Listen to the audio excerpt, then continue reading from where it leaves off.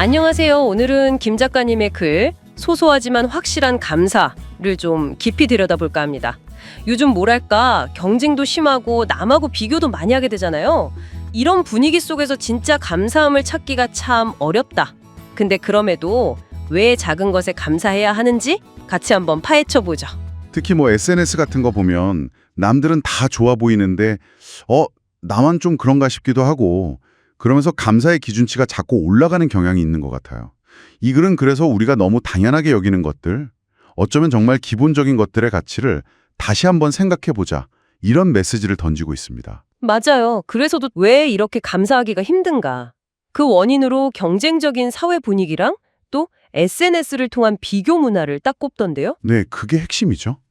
글을 보면 우리는 끊임없이 남의 떡만 보게 된다는 거예요. SNS 속 반짝이는 모습들하고 나를 자꾸 비교하면서 상대적인 박탈감을 느끼게 되고요. 나만 왜 이럴까? 나만 뒤처지는 것 같아. 이런 불안감이 생기기 쉽죠. 그쵸? 그러다 보니까 지금 내가 가진 것들에 감사하기보다는 뭔가 남들이 딱 봤을 때 와, 할 만한 거, 더 크고 더 확실한 어떤 성공이나 그런 소유물 이런 걸 자꾸 바라게 된다는 거죠. 그런 마음 상태에서는 사실 일상의 작은 고마움 같은 건 잘 안 보이겠네요. 흥미로운 게 글쓴이가 파트리크 쥐스킨트의 소설 비둘기 이야기를 가져왔어요. 비둘기 한 마리 때문에 평온했던 삶이 완전히 무너지는 좀 극단적이잖아요, 어떻게 보면. 네, 근데 바로 그 점이 중요한 것 같아요. 주인공한테 비둘기는 진짜 사소한 거였거든요. 근데 너무 혐오스러운 거죠. 딱 그거 하나 때문에 그 사람이 철저하게 지켜온 규칙적인 일상이 그냥 와르르 무너져 내리는 거예요. 이걸 통해서 작가가 말하려는 건 평소에는 너무 지루하고 맨날 똑같으니까 그 가치를 잘 모르잖아요, 우리 일상이라는 게. 근데 그게 사실은 공기나 물처럼 우리 삶의 완전 기반이라는 거죠. 아주 작은 균열만 생겨도 그냥 다 무너질 수 있다는 걸 보여주는 거예요. 깨지고 나서야 아는 거네요, 결국. 그렇죠. 그래서 있을 때 잘 지키고 또 감사해야 한다, 이런 얘기죠. 아, 그래서 이제 소확행처럼 소확감이라는 말을 딱 만드셨군요. 소소하지만 확실한 감사. 이거 진짜 괜찮은 말인데요. 일상에서 그냥 쓱 지나치기 쉬운 것들. 글에 나온 그 물 예시가 저는 확 와닿더라고요. 맞아요. 아침에 세수하려고 수도꼭지 틀면 당연히 물이 콸콸 나오잖아요. 근데 그 뒤에는 사실 엄청난 시스템이 있는 거죠. 도시 전체의 상수도관, 정수처리 시설, 또 하수 시스템까지. 보이지 않는 것들이죠, 전부. 네. 만약에 잠시라도 물이 안 나오거나 오염된다면 상상만 해도 끔찍하잖아요.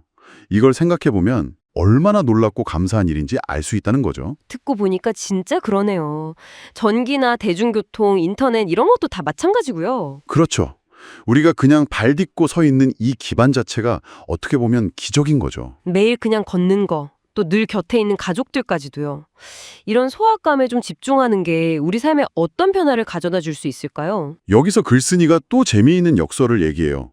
이런 소소한 감사에 집중하다 보면 오히려 막 나를 짓누르던 개인적인 큰 고민이나 목표 같은 거 있잖아요.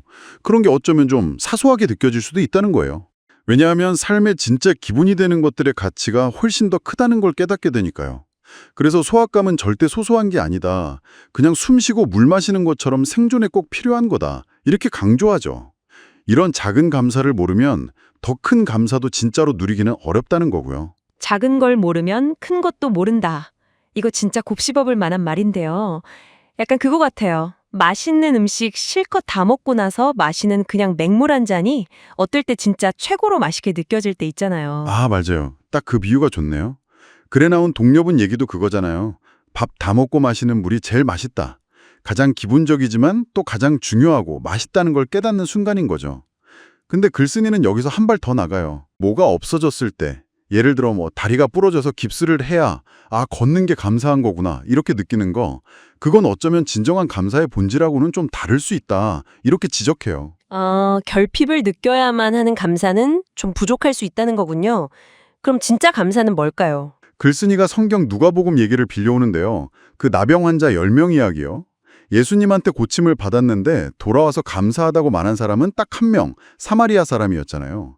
여기서 이제 치료와 치유의 차이를 좀 봐야 한다는 거예요. 치료와 치유요? 네. 9명은 병이 낫는, 그러니까 육체적인 치료는 받았죠. 근데 돌아와서 감사했던 그 한 명만이 영적인 치유, 즉 그 은혜를 온전히 받아들이는 경험까지 했다는 해석이에요. 아, 감사 표현이 그 은혜를 완성시키는 거군요. 그렇죠.